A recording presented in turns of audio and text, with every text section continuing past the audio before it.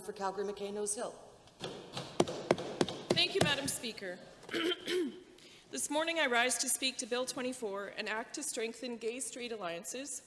Members from all sides of the House have spoken to this bill with both passion and concern for Alberta, our schools, our parents and our youth. I've listened to all sides of the House and have reviewed the bill carefully. I have also had the opportunity to consult with constituents, staff and members opposite, and have paid close attention pardon me, to amendments proposed by opposition members. Ultimately, little has changed for the Alberta Party with respect to Bill 24. Since the very beginning, the member for Calgary Elbow and I have supported this legislation because it's progressive, necessary, and it can save lives. Madam Speaker, I'm proud to rise in the House today to support this bill on behalf of the Alberta Party Caucus, and I implore my colleagues down the aisle to do the same. Bill 24 has generated impassioned debate that has been at times eye-opening and at times humbling. On other occasions, it's been downright sad.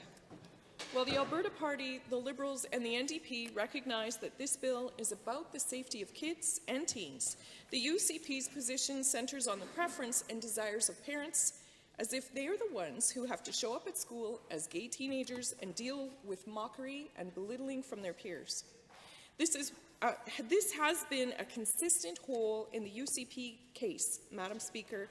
Why does the life of a gay kid matter less than the beliefs of a homophobic parent? Question. The research on GSAs and QSAs is vast and growing. Overwhelmingly, it points to the success of these organizations, their ability to provide kids and teens with a safe space in which they can share, learn, and grow without the disapproving eye of homophobic or transphobic classmates, certain religious groups, and/or society at large. Dr. Christopher Wells and Dr. Andre Grace, professors at the University of Alberta, have long been the go-to scholars on the issue of gay-straight alliances. And while their research is invaluable, other scholars take a different yet equally affirming approach to this issue.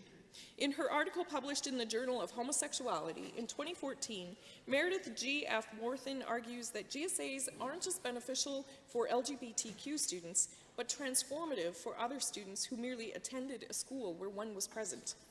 Students not need even join the GSA at their school in order to display higher rates of acceptance of LGBTQ people once they reach post-secondary, a fact that speaks directly to the ability of GSAs to educate, enlighten, and transform. Madam Speaker, to rise in the House today to speak in support of Bill 24 is a proud moment for me.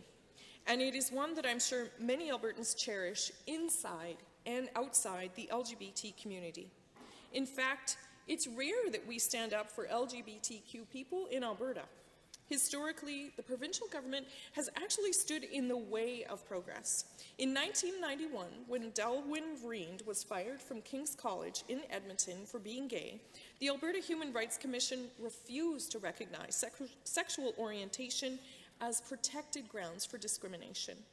Vreend took the government to court, and after he won, the provincial government appealed.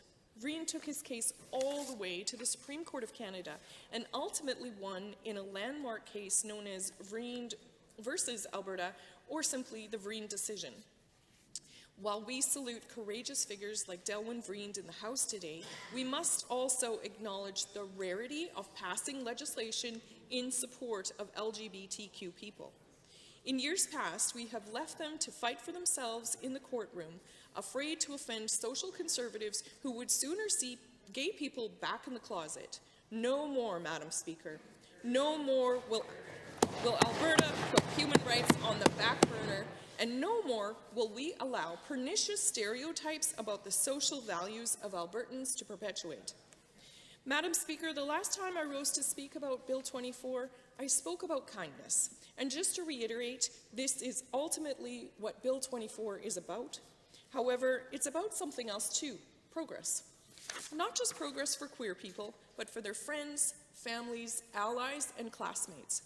When a GSA is present in a school, Madam Speaker, compassion, love, and kindness win. And without these things, we cannot progress.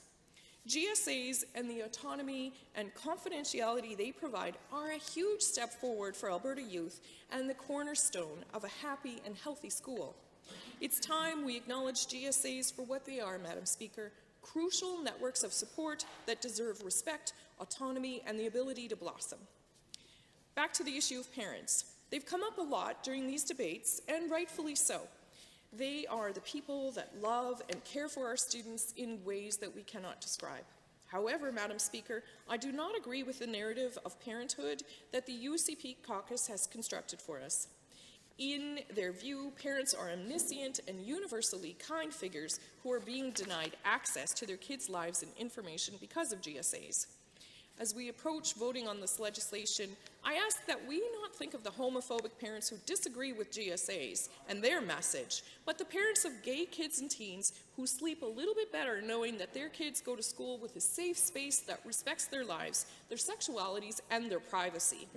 Let us not get hung up on the parents who would see GSAs crumble, Madam Speaker. Let us instead celebrate the parents who support their kids no matter who or what they are, and the parents who want a safe space for their kids. Most of all, Madam Speaker, this legislation calls on us to celebrate children, kids, and their interests.